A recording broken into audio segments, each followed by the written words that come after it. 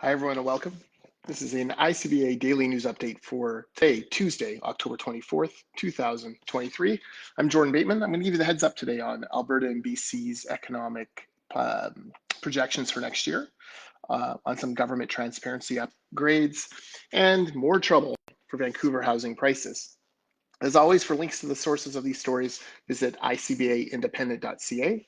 We can't post the media links here because of the Trudeau government's foolish online news act. All right, first thing, Desjardins, their economics group is out with their projections for next year's a province by province look at where the national economy is going.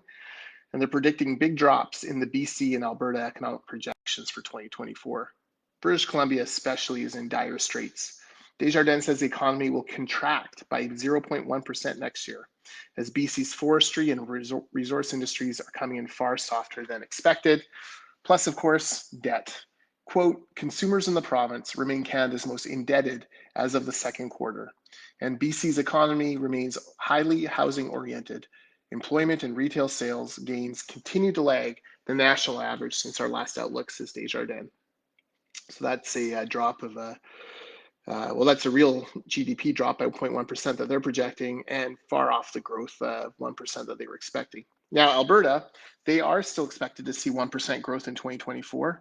Doesn't sound like much, but that is the highest in Canada.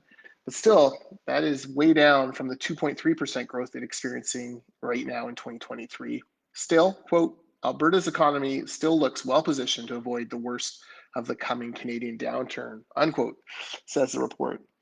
These are worrisome times if you're looking at economic indicators. Canada is headed into recession, and it looks like British Columbia will be one of the first provinces to plunge that way. All right, how do we know stuff like this? Thanks to government transparency when it comes to their budgeting. And that's our second story today. The Alberta government received top mark from the CD Howe Institute in its annual report card of fiscal accountability among Canadian provinces. It got an A+ from CD Howe. Quote, Alberta has been a solid performer since 2015 when it stopped showing multiple balanced figures in its budgets. Its timely budget release helped it top the class this year, said the report.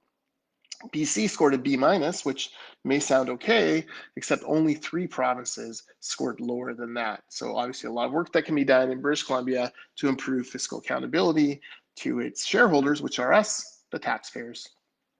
Finally, more worrying signs for the Vancouver area real estate market. Quick rising interest rates have slowed home buying, which has in turn slowed developers and builders from assembling land for future projects. So some new figures out from the national analytics firm Altus Group show that the number of sales of undeveloped residential land in Greater Vancouver declined in each of the past 5 quarters, plummeting more than 85% in the third quarter of this year from the second quarter of last year. The value of those land sales dropped to $202 million from $1.43 billion in that time. Now you're maybe thinking, well, maybe the land is becoming cheaper. No, it's just developers, builders are very concerned about where the economy is headed, about these high interest rates and a lack of buyers. So all of this means fewer housing starts, which of course is not good news in an affordability crisis. All right, just a short one for today, but thank you for watching. We'll be back tomorrow with more news.